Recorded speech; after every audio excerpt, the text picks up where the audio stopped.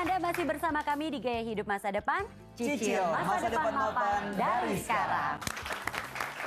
Ini obrolannya berat nih, Iya, mengenai pendidikan. Karena ini adalah satu obrolan yang selalu menarik dan kita memang tahu bahwa penting sekali yang namanya pendidikan. Iya. Untuk bisa memajukan sebuah bangsa, itu memang kalau menurut saya ya, Imho ya. In my humble opinion. Ini memang masyarakatnya, anak mudanya, penerus bangsanya memang harus disuplai dengan pendidikan yang mumpuni nih. Iya bener Ya dong. nggak sih? Namanya tiap perubahan tuh biasanya dimotori oleh anak muda kan. Iya Kalau dong. anak muda knowledge-nya kurang, ntar perubahan yang diberikan ke arah yang salah lagi. Tapi tunggu deh, ini kan kita juga sudah hadir nih penonton-penonton di studio. Ini sepertinya juga sudah penasaran ingin bertanya. Silahkan, ada yang mau bertanya? Oke, dengan siapa? Nama saya Felicia. Hai Felicia. Saya mau bertanya, di masa sekarang itu jurusan apa yang paling diminati dan memiliki prospek yang bagus untuk kedepannya? Nah, ini menarik sekali nih. Apalagi kita tahu sekarang kan udah banyak jurusan-jurusan baru. Kadang-kadang tuh ada yang kayaknya mata kuliah dulu tuh nggak kita ada ambil, atau kita ambil ini kok sekarang udah nggak terlalu populer-populer amat ya gitu kan. Ya, memang ada beberapa bagian yang saat ini sedang tren ya, terutama dalam bidang IT. Oh, tuh. Ya. IT itu kebutuhan IT bukan hanya di Indonesia, tapi di dunia.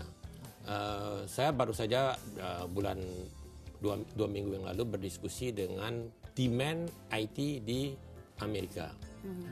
Supply dari universitas dibandingkan dengan kebutuhan IT itu mungkin yang bisa disuplai itu hanya 1/5-nya. Masih kurang dong, Pak. 1/5 Pak. Kira-kira demikian. Kebutuhan dunia nih Pak. Di Amerika. Oh di Oh, Amerika. itu Amerika doang loh. Nah, jadi kita lihat di sini dalam pengembangan IT itu Amerika juga merupakan satu barometer ya. Ya. Nah, di samping sekarang itu banyak di beberapa negara Asia. Sehingga demand itu tinggi. Tapi demand tinggi bukan berarti semua IT itu bisa diabsorb karena diinginkan suatu kualifikasi. Jadi kita harus betul-betul bukan hanya demand, we have to improve ourselves to meet the criteria. And that's the challenge. Iya. Di samping itu, kalau dari Indonesia, kita lihat Indonesia ini satu negara dengan 2.500 juta penduduknya, business become the most important parameter. Nah, sekarang kita kan ke pengangguran cukup tinggi. Iya, Pak. Nah, kalau kita bekerja hanya sebagai low class gitu ya, it's not good for the Indonesia ya. Kita harus improve.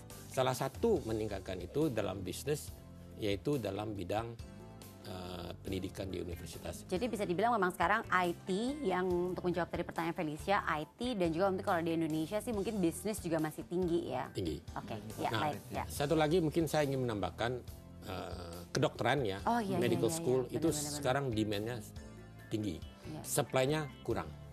Oh, Setuju. tenaga kesehatan ya Pak. Setuju.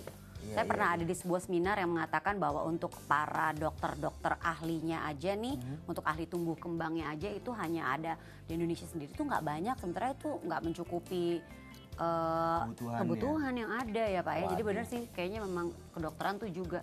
Kita jadi dokter aja yuk. Jangan kali ya. Kita udah lewat.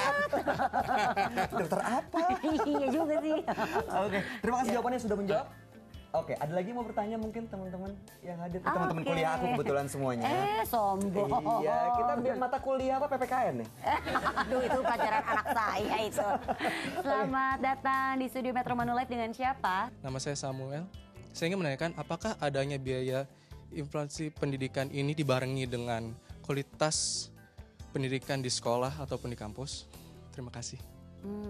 Ya. Oke. Tadi sebenarnya sudah sedikit dijelaskan, tapi mungkin bisa ditambahin lagi Pak bahwa salah satu inflasi itu kan kenaikan biaya adalah untuk infrastruktur juga ya Pak. Saya pikir kebutuhan kita untuk mengembangkan itu jauh lebih besar daripada kenaikan biaya pendidikan. Yang kita tingkatkan sekarang yaitu fasilitas pendidikan, Ya. itu mendukung pendidikan yang ada sekarang. Sedang kedepannya kalau kita betul-betul dalam level dunia, kita cukup jauh tertinggal. Oke. Nah, Ya. untuk membuat satu modern campus. Jadi kalau kita lihat itu biaya, sepertinya tuh unlimited kita butuhkan itu demikian banyaknya. Jadi kita itu sedang berjuang memikirkan keras bagaimana bisa mengembangkan kampus modern agar pada akhirnya kita bisa bersaing dengan dunia internasional. Apalagi kita mau globalisasi, Ya, ya. itu mau tidak mau kita harus mengimbangin. Ya, jadi sebenarnya kenaikan inflasi biaya pendidikan tadi memang disertai juga dengan pembenahan, perbaikan infrastruktur Ya. dan juga kebutuhan-kebutuhan yang berkaitan dengan proses belajar mengajar itu ya Pak ya. Betul, betul. Ya. Dan sekarang kalau pendidikan ya, Ya. kita lihat agak berbeda dengan pendidikan pada waktu saya sekolah dulu. Ya. Sekarang kelas itu harusnya bersifat grup. Yes. Kerja kelompok gitu ya Pak. Ya. Supaya lebih aktif mungkin. Iya, Ya, betul. Zaman saya masih CBSA, cara Aduh. belajar siswa aktif ya. Cara belajar siswa aktif. Sama ya. Tapi gini, tadi kan memang yang menjadi kekhawatiran Bayu dan juga mungkin Anda dan saya juga sih ya, adalah gini, saya sudah punya insurance untuk menjaga biaya pendidikan anak nih. Asuransi pendidikan gitu ya. Asuransi pendidikan untuk menjaga nih supaya biaya anak-anak saya untuk sekolahan aman nih. Tapi tunggu, ntar bisa sampai anak saya selesai kuliah apa enggak? Untuk menjawab kekhawatiran kita semua, langsung saja kita undang Bapak Norman Tetelepta, Head of Business Development and Credit Life Manulife Indonesia. Halo Pak Norman. Apa kabar Pak Norman? Silakan duduk Pak Norman. Ini udah ada Pak Norman, enak nih. Udah tenang ya. Sekarang kita tenangkan diri dulu.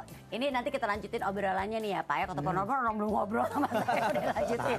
Nanti. Iya, karena kita ngobrolnya agak berat nih Pak ya. Banyak banget nih Pak nyangkut di kepala yang pengen saya tanyain semuanya Pak. Sabar, kita akan kembali lagi pemirsa, tetap di Gaya Hidup Masa Depan. Cicil, masa depan mapan dari sekarang.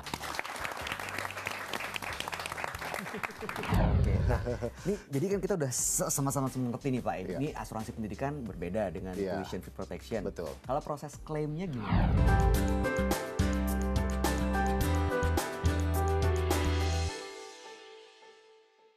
Dipersembahkan oleh